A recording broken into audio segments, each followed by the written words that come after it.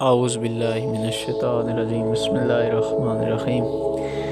آج ہم علم سیاسیات جو 13ویں کلاس کی ہے اس کتاب کا متن پڑھنے جا رہے ہیں۔ باب نمبر 3 ہے اقتدار اعلیٰ۔ سب سے پہلے اقتدار اعلیٰ کا مفہوم۔ اقتدار اعلیٰ یا حاکمیت کا انگریزی میں متبادل لفظ سیورینٹی ہے، جو کہ لاطینی زبان کے لفظ سپر اینیس سے لیا گیا ہے، جس کے معنی ہے اعلیٰ، فائق یا برتر و بالا، یعنی اعلیٰ ترین، سپریم۔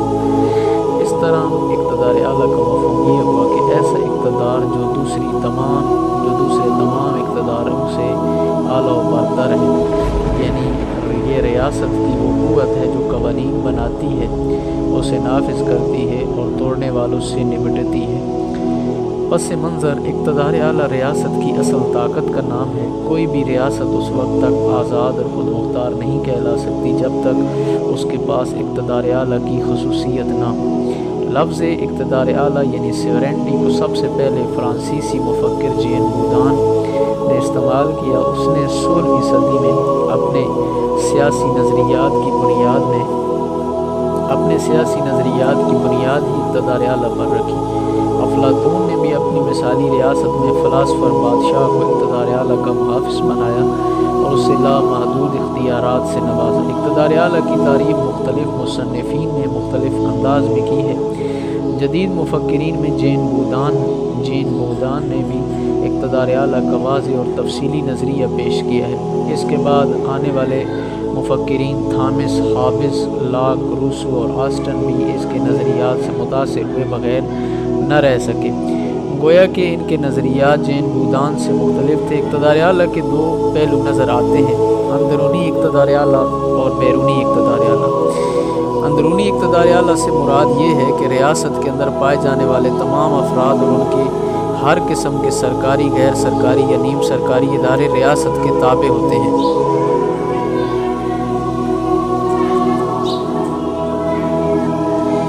بیرونی اقتدار اعلیٰ سے مراد یہ ہے کہ ریاست اپنے تمام بیرونی تعلقات کے باوجود ہر قسم کے بیرونی دباؤ سے آزاد ہے اور اس کی پالیسی سازی پر کسی قسم کا بیرونی دباؤ نہیں ہے۔ اس پر اقوام متحدہ کی جانب سے لگائی گئی پابندیاں دراصل ریاست کی مرضی سے لگائی گئی ہیں، جن کی پابندیاں ریاست کا اخلاقی فرض ہے۔ اب تعریف مختلف مصنفین کی اقتدار اعلیٰ کے متعلق جو ہیں وہ بیان کرتے ہیں۔ اوپن ہائم کے مطابق اقتدار اعلیٰ ایک اعلیٰ اختیار کا نام ہے، ایسا اعلیٰ اختیار جو زمین پر باقی تمام طاقتوں سے افضل، اعلیٰ اور آزاد ہے۔ کیلسن کے مطابق وہ کہتے ہیں In its original and only specific meaning, sovereignty means supreme authority. I.H. کار اور کونسی رائٹ جو ہیں ان کا کہنا ہے، انہوں نے اقتدار اعلیٰ کو اعلیٰ ترین طاقت اور اختیار کا نام دیا ہے۔ جین بودان کے مطابق وہ کہتے ہیں sovereignty is the supreme power over citizens and subjects unrestrained by law. Thomas Hobbes کہتے ہیں کہ نے اپنی کتاب جو ہے لیویتھن، اس میں لکھا ہے کہ اقتدار اعلیٰ ریاست کی ایک اعلیٰ، لامحدود، افضل اور مکمل طاقت کا نام ہے۔ ہوگو گروشیس ان کے مطابق اقتدار اعلیٰ ایسی طاقت کا نام ہے جس کو کسی صورت جھٹلایا نہیں جا سکتا۔ برجیس کے مطابق ایک مطلق العنان، لامحدود اور بنیادی طاقت جو ریاست کے تمام باشندوں اور ان کے گروہوں پر حاوی ہو۔ ولوبائی کے مطابق اقتدار اعلیٰ ریاست کی برتر منشا کا نام ہے۔ ڈیوگی کے مطابق اقتدار اعلیٰ وہ اعلیٰ طاقت ہے جس کی وجہ سے ریاست کے عوام کو احکام دیے جاتے ہیں اور انہیں ان کا پابند کیا جاتا ہے۔ گارنر کے مطابق اقتدار اعلیٰ ریاست کا وہ عنصر ہے جس کی بنا پر ریاست کی منشا آزاد ہو جاتی ہے اور وہ کسی ادارے کی پابند نہیں رہتی اور نہ ہی کسی کی رہنمائی حاصل کرتی ہے۔ اولاگ کے مطابق اقتدار اعلیٰ وہ برتر قوت ہے جو نہ تو محدود یا کسی مخصوص عرصے کے لیے ہوتی ہے اور نہ ہی کسی دوسری قوت کے سامنے جواب دہ ہوتی ہے۔ لاسکی کے مطابق اقتدار اعلیٰ قانونی لحاظ سے تمام افراد اور ان کے اجتماعات پر فوقیت رکھتا ہے، یہ برتر اور جبری اختیار ہے۔ چیمبر 21ویں صدی کے سینچری ڈکشنری کے مطابق چیمبر جو 21ویں صدی کی جو ہے وہ ڈکشنری، اس کے مطابق اقتدار اعلیٰ ایک اعلیٰ اور آزاد سیاسی طاقت یا اختیار کو کہتے ہیں۔ ڈکشنری آف ماڈرن پولیٹکس کے مطابق کسی ملک یا ادارے کو کسی متعین شدہ رقبہ یا کسی سیاسی متعلقات پر آزادانہ حکمرانی کا تصور اقتدار اعلیٰ کہلاتا ہے۔ انسائکلوپیڈیا آف برٹانیک کا ان کے مطابق سیاسی نظریے میں ریاست کے فیصلہ سازی اور امن و امان قائم کرنے کے لیے سب سے بالا تر اور اعلیٰ اختیار کو اقتدار اعلیٰ کہتے ہیں۔ اب اقتدار اعلیٰ کی خصوصیات کی اقسام ذکر کرتے ہیں۔ اقتدار اعلیٰ ریاست کی اعلیٰ ترین طاقت کا نام ہے، نہ یہ قابل تقسیم اور نہ ہی قابل انتقال۔ اس کی مندرجہ ذیل اقسام ذکر کرتے ہیں۔ قانونی اقتدار اعلیٰ، لیگل سیورینٹی، ریاست اپنے وجود کو برقرار رکھنے کے لیے کچھ قوانین وضع کرتی ہے تاکہ ریاست میں امن و امان قائم رہے۔ ریاست جس ادارے یا شخص یا جماعت کو قانون سازی کا اختیار دیتی ہے اسے قانونی مقتدر اعلیٰ کہتے ہیں، اور اس کے اختیارات کو قانونی اقتدار اعلیٰ کا نام دیا جاتا ہے۔ برطانیہ میں ملکہ اور پارلیمنٹ مشترکہ طور پر قانونی اقتدار اعلیٰ کی حیثیت رکھتے ہیں۔ امریکہ میں کانگریس قانونی اقتدار اعلیٰ کی مالک ہے۔ قانونی اقتدار اعلیٰ سے ملک میں مقننہ کی بنائے ہوئے قوانین کو انتظامیہ کے ذریعے نافذ کروایا جاتا ہے، اور قوانین کے خلاف ورزی کرنے والوں کو عدلیہ سزا دیتی ہے، اور جو آئین یا دستور کے عین مطابق ہوتی ہے۔ قانونی اقتدار اعلیٰ کا تصور حافظ نے اپنی سیاسی نظریات میں پیش کیا۔ اس کے مطابق قانونی اقتدار اعلیٰ اپنے آپ میں جامع اور مکمل ہے اور اسے لامحدود اور ناقابل تقسیم اختیارات حاصل ہیں۔ اس کے خیال میں قانونی اقتدار اعلیٰ ہر قسم کی پابندیوں اور رسم و رواج سے آزاد ہے۔ سیاسی اقتدار اعلیٰ، پروفیسر ڈی.سی کے مطابق سیاسی اقتدار اعلیٰ وہ قوت ہے جو قانونی اقتدار اعلیٰ کی پشت پناہی پر ہوتی ہے اور جس کے سامنے قانونی اقتدار اعلیٰ کو جھکنا پڑتا ہے۔ جدید دور میں سیاسی اقتدار اعلیٰ بہت زیادہ اہمیت اختیار کر چکا ہے، کیونکہ عوام کی مرضی کے بغیر قانون سازی کرنا انتہائی مشکل امر ہے۔ سیاسی اقتدار اعلیٰ صرف ان ریاستوں میں پایا جاتا ہے جہاں جمہوریت کا بول بالا ہو۔ آج کے دور میں برطانیہ اور امریکہ میں سیاسی اقتدار اعلیٰ بہت زیادہ اہمیت کا حامل ہے، کیونکہ برطانیہ اور امریکہ میں کوئی قانون ایسا نہیں بنایا جاتا جو انسانی خواہشات یا رسم و رواج کے خلاف ہو۔ جس ملک میں عوام اپنے سیاسی نظام پر جس قدر زیادہ گہری نظر رکھیں گی، وہاں پر سیاسی اقتدار اعلیٰ اتنا ہی زیادہ مضبوط اور اہمیت کا حامل ہوگا۔ سیاسی اقتدار اعلیٰ کی قوت کا صحیح اظہار عوام انتخابات کے موقع پر کرتی ہے۔ لیکاک صرف اور صرف قانونی اقتدار اعلیٰ کو مانتا ہے، جبکہ گیٹل کہتا ہے کہ قانونی اقتدار اعلیٰ کی پشت پر سیاسی اقتدار اعلیٰ کو تلاش کرنے سے اقتدار کا صحیح مقام اور قدر ختم ہو جاتی ہے۔ تنقید کے باوجود جدید دور میں خاص طور پر کامیاب جمہوری ملکوں میں سیاسی اقتدار اعلیٰ بہت زیادہ اہمیت کا حامل ہے۔ عوامی اقتدار اعلیٰ، عوامی اقتدار اعلیٰ 17ویں صدی کا جدید نظریہ ہے۔ حافظ کے نظریہ معاہدہ عمرانیات میں بادشاہ اقتدار اعلیٰ کا روح رواں گردانا گیا ہے اور اس کی مرضی کے مطابق عوام کو چلنے کی ہدایت کی گئی ہے۔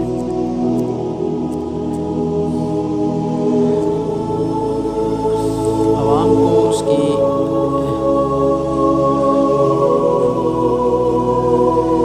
لیکن جب 17ویں صدی میں ہی بادشاہت کے خلاف تاریخیں چلنا شروع ہوئی تو معلوم ہوا کہ عوام اقتدار اعلیٰ کو ایک مرد کے ہاتھ میں دینے کے قائل نہیں ہیں، بلکہ اس کی ذمہ داری عوام اپنے ذمہ خود لینا چاہتے ہیں۔ یورپ کے اکثر ممالک میں عوامی جدوجہد دن بدن زور پکڑتی گئی۔ اس دوران روسو، جو کہ فرانس کا مشہور مفکر تھا، اس نے اپنا منشائے عام کا نظریہ پیش کیا جس میں طاقت کا اصل سرچشمہ عوام کو ٹھہرایا گیا۔ اس نے اپنے نظریے سے ثابت کیا کہ انسان پیدائشی طور پر آزاد ہے، لیکن دنیا میں آنے کے بعد وہ ہر طرف سے زنجیروں میں جکڑا ہوا ہے۔ دراصل اس کا خیال تھا کہ بادشاہ نے اپنے ظلم و استبداد سے عوام کی بنیادی حقوق کو سلب کر کے انہیں بے پناہ لطیف جذبات سے محروم کر دیا، جس سے ان کے اندر اپنے حقوق کے حصول کی جدوجہد دم توڑ گئی۔ روسو کی تحریروں نے عوام کے اندر زندگی کی روح پھونک دی اور عوام نے اپنی آزادی کے جھنڈے جا بجا گاڑنی شروع کر دی، جس سے مطلق العنان انانیت کا تصور دم توڑ گیا۔ لارڈ برائس کے مطابق عوامی اقتدار اعلیٰ نے جمہوریت کے تصور کی بنیاد رکھی، جس سے مختلف ریاستوں میں قانون سازی کے ادارے وجود میں آئے جو عوامی احساسات اور لطیف جذبات کو مد نظر رکھتے ہوئے قانون سازی کرنے لگے۔ اسی طرح عوامی اقتدار اعلیٰ تسلیم کر لیے گئے۔ مدرجہ بالا بات سے پتہ چلتا ہے سیاسی اقتدار اعلیٰ دراصل عوامی اقتدار اعلیٰ کا ہی ایک پہلو ہے۔ کراسٹ کے نزدیک عوامی اقتدار اعلیٰ کا صحیح اور واضح تعین کرنا انتہائی مشکل دکھائی دیتا ہے۔ وہ کہتے ہیں کہ عوامی اقتدار اعلیٰ سے مراد یہ ہے کہ ریاست میں ایک قانون ساز ادارہ ہو جو قانون سازی میں مکمل طور پر خود مختار ہو۔ اس مجلس قانون ساز کے اراکین عوام کے منتخب کردہ ہوں اور مجلس قانون ساز کے لیے انتخابات باقاعدگی سے کروائے جائیں جن میں ہر بالغ کو ووٹ دینے کا حق ہو۔ مزید برآں یہ کہ مجلس قانون ساز پر عوام کی مکمل نگرانی ہو تاکہ عوام کی خواہشات و مفادات کا تحفظ ہو سکے اور قانون ساز ادارے کو آمرانہ اقدامات سے روکا جا سکے۔ عوامی اقتدار اعلیٰ رائے عامہ کے اظہار کے لیے مناسب ذرائع کا مطالبہ کرتے ہیں اور اس کے ساتھ ساتھ مجلس قانون ساز اداروں کے اراکین سے جواب طلبی کا بھی پرزور مطالبہ کرتا ہے تاکہ ریاست کو صحیح معنوں میں فلاحی ریاست بنایا جا سکے۔ اس کے بعد ڈیجور جو ہے سیورنٹی اقتدار اعلیٰ اس کی ذکر کرتے ہیں۔ ڈیجر کے معنی ہے بائلا، یعنی ایسی حکومت جو اقتدار اعلیٰ یا اقتدار اعلیٰ جو قانون کے ذریعے برسر اقتدار آیا ہو اور عوام کی حمایت اس کو حاصل ہو۔ ڈی فیکٹو اقتدار اعلیٰ، ڈی فیکٹو اقتدار اعلیٰ، ڈی فیکٹو کے معنی انفیکس، یعنی ایسا اقتدار اعلیٰ جو انقلاب، طاقت یا زبردست مقتدر اعلیٰ کو ہٹا کر برسر اقتدار آیا ہو۔ اقتدار اعلیٰ کی خصوصیات مطلق العنانیت سب سے پہلے ذکر کرتے ہیں۔ ایبسلیوٹنس، مطلق العنانیت۔ اقتدار اعلیٰ ایک ایسی اعلیٰ ترین طاقت ہے جو ریاست میں موجود ہر قسم کے ادارے یا انجمن پر مکمل طور پر چھائی ہوتی ہے اور کوئی بھی ریاست کے اقتدار اعلیٰ کی مطلق العنانیت سے سرکشی اختیار نہیں کر سکتی۔ ریاست کا اقتدار اعلیٰ لامحدود اختیارات کا مالک ہوتا ہے جو ہر قسم کی پابندی سے آزاد ہوتا ہے۔ اقتدار اعلیٰ کے دو پہلو ہیں، یعنی اندرونی یا داخلی اقتدار اعلیٰ یا بیرونی یا خارجی اقتدار اعلیٰ۔ اندرونی اقتدار اعلیٰ کے تحت تمام افراد اور ان کے بنائے ہوئے ادارے جو ریاست کے اندر موجود ہیں وہ ریاست کے مکمل کنٹرول میں ہیں۔ اسی طرح ریاست بیرونی لحاظ سے بھی بیرونی اقتدار اعلیٰ کی خصوصیت کے تحت آزاد اور خود مختار ہوتی ہے اور اپنی پالیسی سازی میں کسی بیرونی دباؤ کو قبول نہیں کیا جاتا۔ جدید دور میں مطلق العنانیت کے باوجود اقتدار اعلیٰ کی لامحدود حیثیت پر کچھ قانونی، اخلاقی، سیاسی، قدرتی اور آئینی حدود و قیود ہوتی ہیں، حتیٰ کہ بین الاقوامی قانون کو بھی ریاستیں اخلاقی لحاظ سے تسلیم کرتے ہوئے معاشی اور سیاسی معاہدوں کی پاسداری کرتی ہیں۔ اس کا مطلب یہ نہیں کہ ریاست کا اقتدار اعلیٰ اپنی مرضی استعمال نہیں کر سکتا، ایسا ہرگز نہیں، وہ ہر قسم کی پابندی سے آزاد ہو۔ ناقابل تقسیم پذیری۔ سیاسی مفکر جیلک کا کہنا ہے کہ اقتدار اعلیٰ ناقابل تقسیم ہے اور اس خصوصیت سے انکار دراصل ریاست کے اقتدار اعلیٰ کی نفی ہے جس کے بعد ریاست کا وجود قائم نہیں رہ سکتا۔ وہ کہتا ہے کہ اقتدار اعلیٰ کو تقسیم کرنا ایسا ہی ہے جیسے کہ ایک جانور کو دو حصوں میں تقسیم کر دیا جائے جس کے بعد وہ زندہ نہیں رہ سکتا، کیونکہ تکثیر پسند اقتدار اعلیٰ کو ریاست اور انجمنوں میں تقسیم کرنے کے حامی ہیں۔ اگر ہم ان کی بات مان لیں تو ریاست کا وجود ہی ختم ہو جاتا ہے۔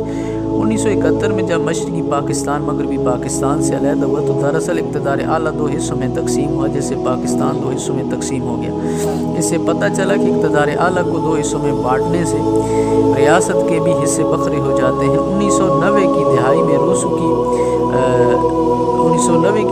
روس میں 15 ریاستیں وجود میں آئی کیونکہ اقتدار اعلیٰ منقسم ہو گئے۔ اسی طرح مشرقی یورپ میں یوگوسلاوا بھی اقتدار اعلیٰ کی تقسیم سے کئی آزاد ملکوں میں تقسیم ہو گیا۔ جامعیت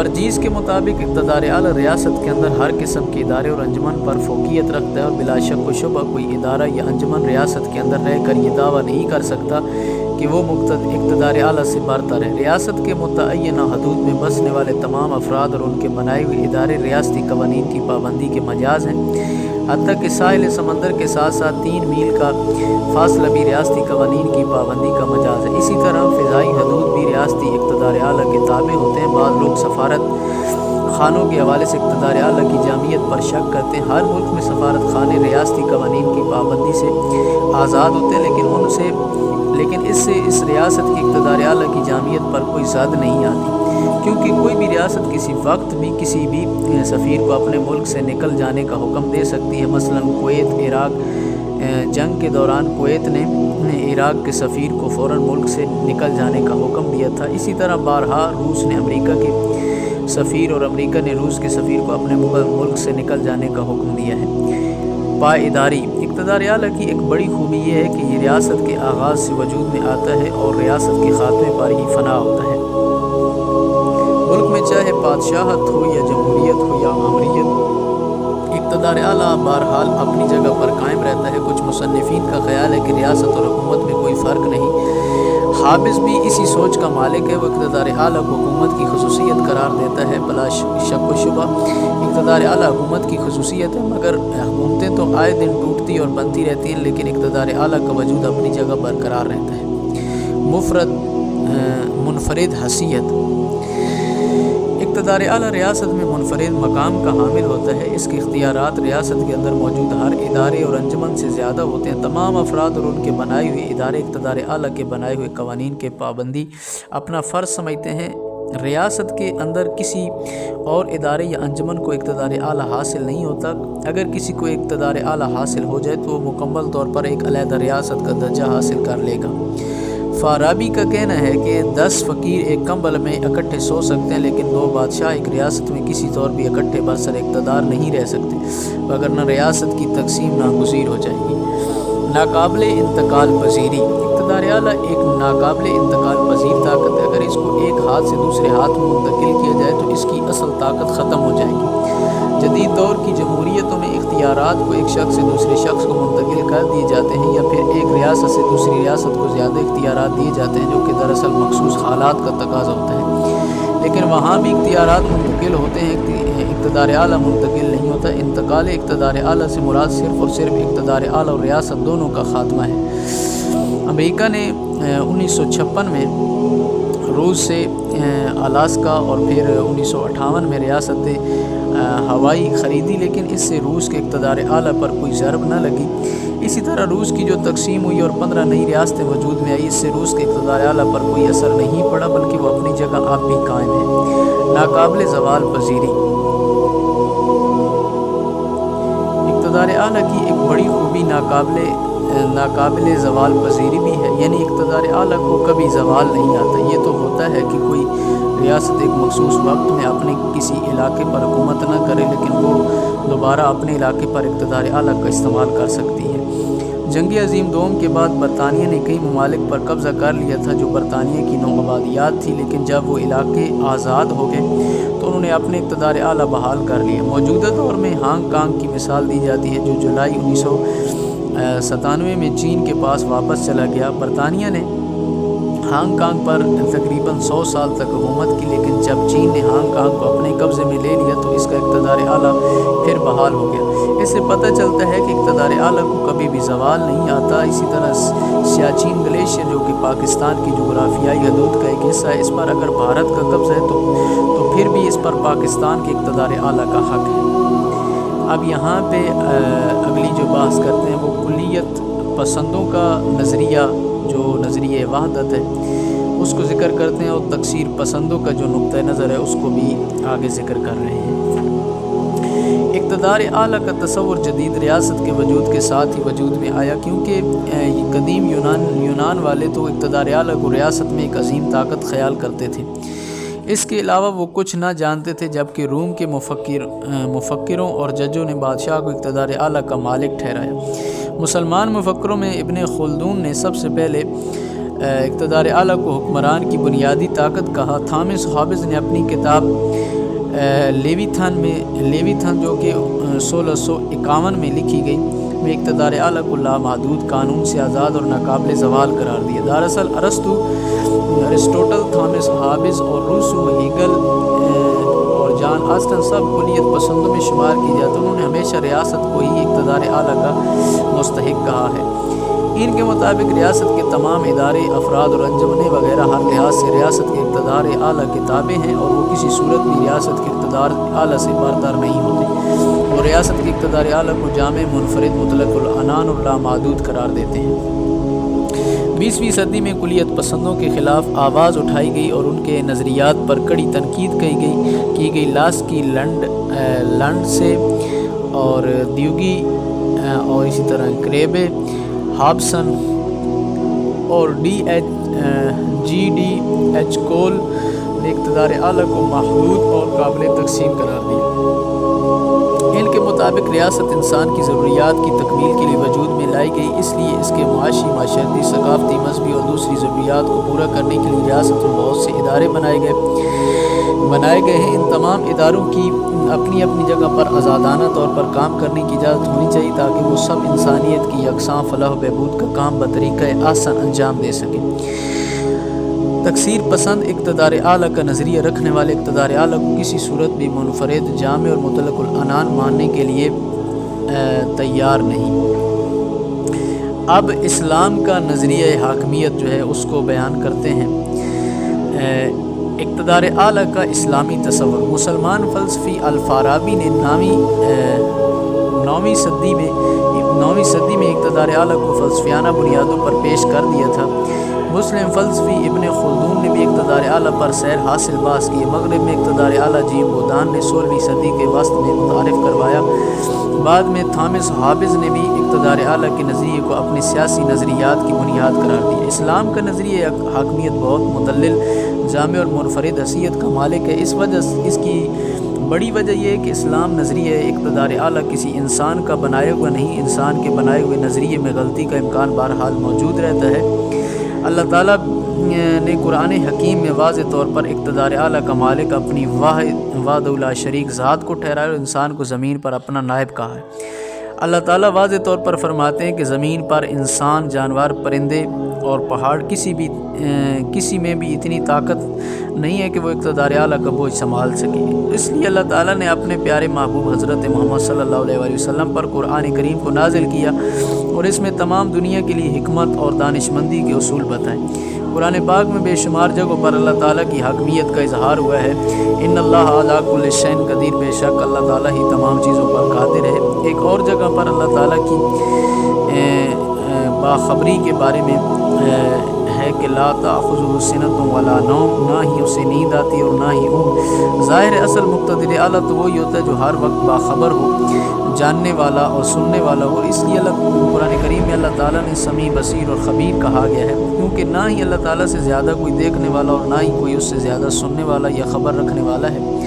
قرآن مجید میں درجہ ذیل آیتوں میں اللہ تعالیٰ کے اقتدار اعلیٰ کی وضاحت کی گئی۔ بادشاہی میں اللہ کا کوئی شریک نہیں، حکومت کسی کا حق نہیں سوائے اللہ کے، خبردار خلق اس کی ہے اور امر بھی اسی کے لیے ہے، حکم اللہ کے سوا کسی اور کا نہیں۔ زمین و آسمان کی بادشاہت اللہ تعالیٰ کے لیے ہے۔ قرآن کریم میں اللہ تعالیٰ کو رب العالمین، رب المشرقین اور رب المغربین اس لیے کہا گیا ہے کہ پوری کائنات کا رب صرف اور صرف اللہ تعالیٰ کی ذات ہے، جس کی ذات کے بغیر ایک پتا بھی نہیں ہلتا۔ ارشاد باری تعالیٰ، اللہ تعالیٰ فیصلہ کرتا ہے، کوئی اس کے فیصلے پر نظر ثانی کرنے والا نہیں۔ ہر شے کی فرما روائی اور سلطانی اسی کے ہاتھ میں ہے۔ جو اللہ کے نازل کردہ قانون کے مطابق فیصلہ نہ کرے وہی کافر ہے۔ اور ایک اور جگہ پر ارشاد واطیع اللہ واطیع الرسول، اللہ کی اطاعت کرو اور اس کے رسول کی اطاعت کرو۔ اسلام ایک مکمل ضابطۂ حیات ہے جس میں اقتدار اعلیٰ کا اصل مالک اللہ تعالیٰ اور انسان اس کا نائب اور خلیفہ کہلاتا ہے۔ اب خلافت سب سے پہلا جو ہے امر وہ ذکر کر رہے ہیں۔ اللہ تعالیٰ نے زمین پر انسان کو اپنا خلیفہ بنا کر بھیجا اور وہ اللہ اور رسول صلی اللہ علیہ وسلم کے بتائے ہوئے طریقوں سے حکومت کرنے کا مجاز ہے۔ اسلام نے خلافت کا نظام رائج کر کے مغربی سیاسی حاکمیت کے تصور کو ختم کیا ہے اور خلیفہ بننے کے لیے انسان میں اعلیٰ ترین خوبیوں کے موجود ہونے کا ذکر کیا، جو قرآن و سنت کی روشنی میں بالکل انصاف پر مبنی فیصلہ کرنے کی صلاحیت رکھتا ہے۔ اسلام نے خلیفہ کے ساتھ ساتھ رائے دہندگان کی بھی جو خوبیاں بیان کی ہیں اور ہر کسی کو خلیفہ چننے کا حق نہیں دیا۔ حضرت ابوبکر اسلام کے پہلے خلیفہ تھے، اس کے بعد حضرت عمر اور پھر حضرت عثمان۔ اسلام کے آخری خلیفہ راشد حضرت علی علیہ السلام تھے۔ یہ تمام اصحاب اپنی صفات میں مکمل مسلمان تھے۔ ان میں دین و ایمان کی کیفیات بدرجہ اتم موجود تھی اور ان کے دور میں آقا اور غلام میں بالکل فرق نہ تھا۔ اللہ تعالیٰ نے فرمایا زمین اللہ کی اور وہ اپنے بندوں میں سے جسے چاہتا ہے وارث بنا دیتا ہے۔ یہاں پر ایک بات کی وضاحت کرنا وہ ضروری ہے کہ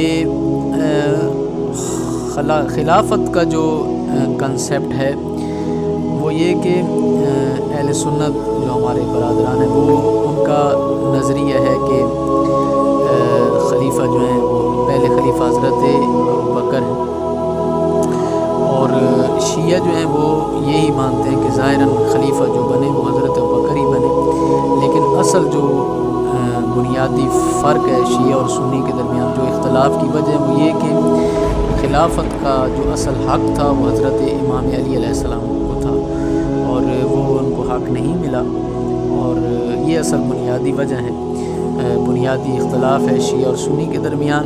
لیکن یہاں کتاب کے اندر نظریہ خلافت کو ذکر کیا گیا ہے تو اسی کے ذیل میں یہاں پہ ذکر کر رہے ہیں، جس میں حضرت علی علیہ السلام کو ظاہراً جو خلیفہ بنایا گیا وہ چوتھا خلیفہ بنایا گیا، لیکن حق تعالیٰ کی طرف سے جو حضرت علی علیہ السلام کے لیے اللہ نے مقام و مرتبہ رکھا تھا وہ پہلے خلیفہ کا تھا، جس کی خود دلیل جو ہے وہ غدیر خم کے مقام پر جو رسول گرامی اسلام نے فرمایا کہ من کنت مولا فہذا علی المولا۔ اسی طرح متعدد مقامات پر حضرت علی علیہ السلام کے جانشین، اپنا جانشین ہونے کے لیے مختلف مقامات پر جو دلائل ہیں رسول گرامی اسلام کی زندگی میں وہ موجود ہیں۔ دوسرا ذکر کر رہے ہیں قانون کی حاکمیت۔ اسلام میں شریعت نبوی قانون کی روح رواں ہے۔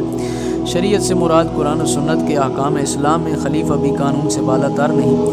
حضرت عمر کے دور میں جب کسی نے خلیفہ وقت حضرت عمر سے ان کے جسم پر ایک سے زائد چادروں کا حساب پوچھا تو حضرت عمر کے بیٹے نے اپنے باپ کی گواہی دیتے ہوئے کہا کہ چونکہ میرے والد کا قد کافی اونچا ہے اس لیے مال غنیمت سے ملنے والے اپنے حصے کی چادر میں نے اپنے باپ کو دے دی۔ ایسی کئی مثالیں ہیں جن میں اسلامی نظام میں قانون کی حاکمیت کی دلیلیں ملتی ہیں۔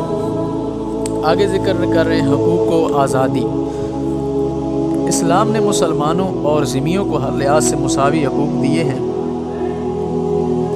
اور ہر کسی کو تقریر کی آزادی، اجتماع کی آزادی اور اپنی دینی مسلک کی آزادی دی۔ اللہ تعالیٰ قرآن مجید میں فرماتا ہے ان کے معبودوں کو گالی مت دو جو میرے علاوہ کسی اور کو پکارتے ہیں۔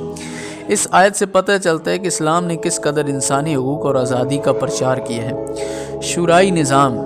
اسلام نے شورائی نظام کو متعارف کروایا جو آج کے دور میں پارلیمنٹ یا کانگریس کے نام سے مشہور ہے۔ اسلام نے خلیفہ کو اس بات کی تلقین کی ہے کہ وہ سیاسی بناتے وقت دوسرے افراد سے ضرور مشورہ کریں اور وہ پالیسی بناتے وقت دوسرے افراد سے ضرور مشورہ کریں اور منمانی نہ کریں۔ حضرت عائشہ فرماتی ہیں میں نے رسول اللہ صلی اللہ علیہ وسلم سے زیادہ کسی کو مشاورتی نہیں پایا۔ اس سے پتہ چلتا ہے کہ حضور صلی اللہ علیہ وسلم نے ہمیشہ نظام حکومت میں مجلس شورا کو اہمیت دی اور جس سے آمریت اور منمانی کا خاتمہ ہو گیا۔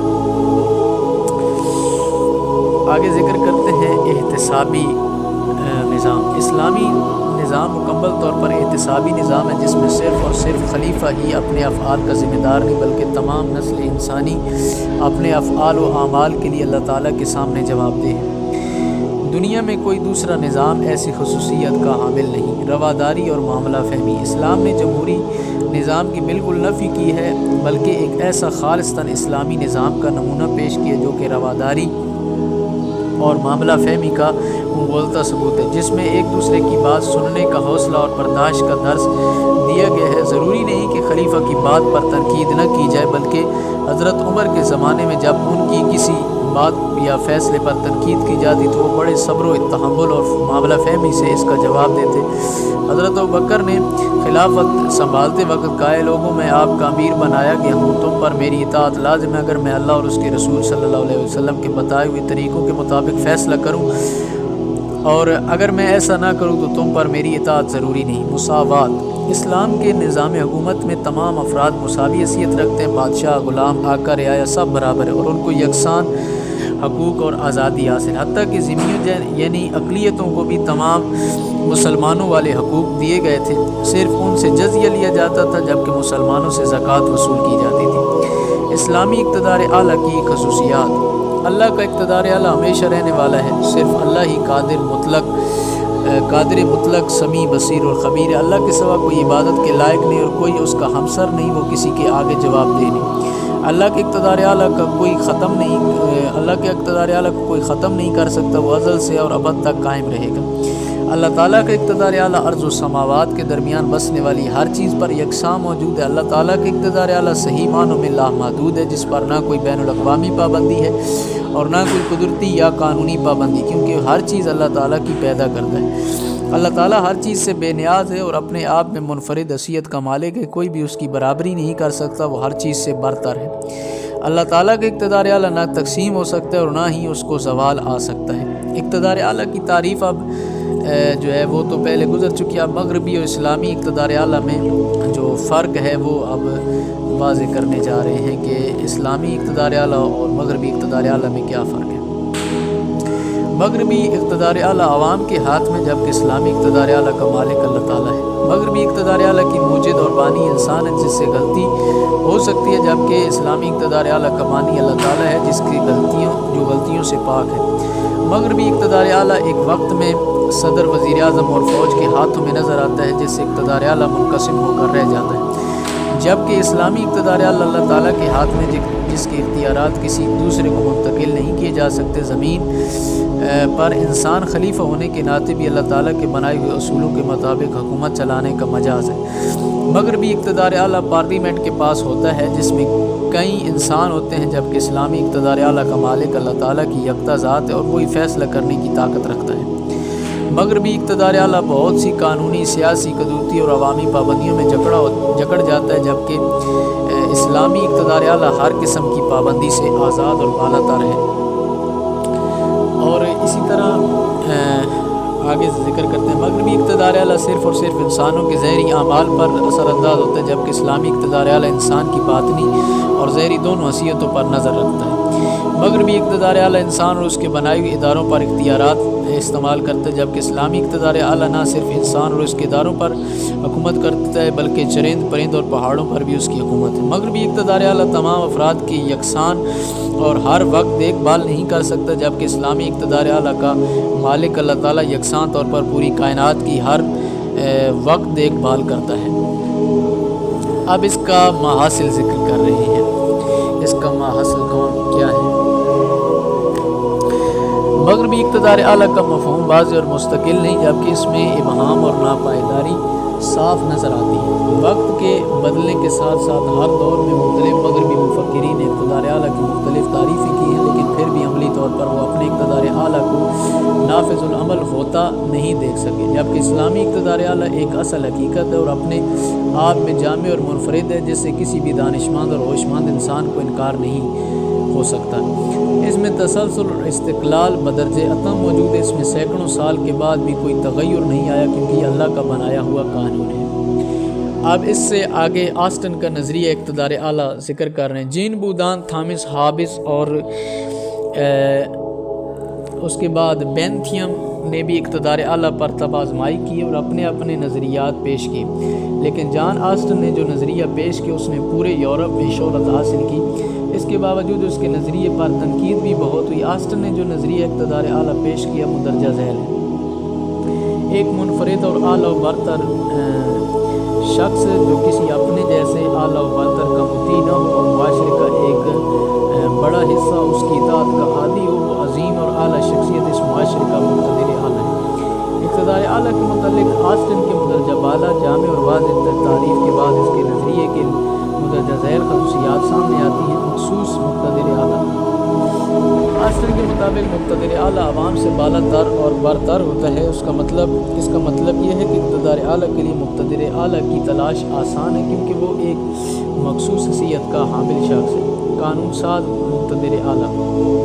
آسٹن کے مطابق مقتدر اعلیٰ ریاست کے قوانین کو تشکیل دیتا ہے۔ وہ سب سے زیادہ با اختیار ہے، نہ کوئی اس کے برابر ہے اور نہ ہی اس سے کوئی بالا تر۔ آسٹن کے نزدیک قانون مقتدر اعلیٰ کا حکم ہے اور ریاست کے افراد اور ادارے اس کے احکامات کی پابندی کرنے کے پابندیوں سے آزاد۔ مقتدر اعلیٰ کے حکم کو قانون کا درجہ حاصل ہے۔ وہ لامحدود، منفرد اور مطلق العنان ہوتا ہے۔ کوئی بین الاقوامی قانون اس پر پابندی نہیں کر سکتا، کیونکہ وہ نہ صرف ریاست کے اندر احکامات جاری کرتا ہے بلکہ بیرونی دنیا سے معاہدے بھی اپنی مرضی سے کرتا ہے اور اپنی مرضی سے ختم کر دیتا ہے۔ وہ کسی کا پابند نہیں ہو سکتا۔ کلیت پسند۔ آسٹن کہتے ہیں کہ اقتدار اعلیٰ کا مالک ایک شخص یا ایک جماعت ہو سکتی ہے۔ اس کو ریاست میں مختلف اداروں میں تقسیم نہیں کیا جا سکتا ہے۔ اس سے اقتدار اعلیٰ کی روح دم توڑ جاتی ہے اور ریاست حصوں میں بخروں میں تقسیم ہو کر رہ جاتی ہے۔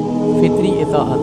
اقتدار اعلیٰ کو تقسیم کرنا اور اس کے بنائے ہوئے قوانین کی پابندی کرنا ریاست میں موجود تمام افراد اور اداروں کا فرض ہوتا ہے، اور فرض ہر کسی کو اپنی عادت بنا کر پورا کرنا چاہیے۔ اس طرح سب لوگ اقتدار اعلیٰ کی اطاعت کرنا شروع کر دیتے ہیں۔ اللہ کے اقتدار اعلیٰ کی نفی۔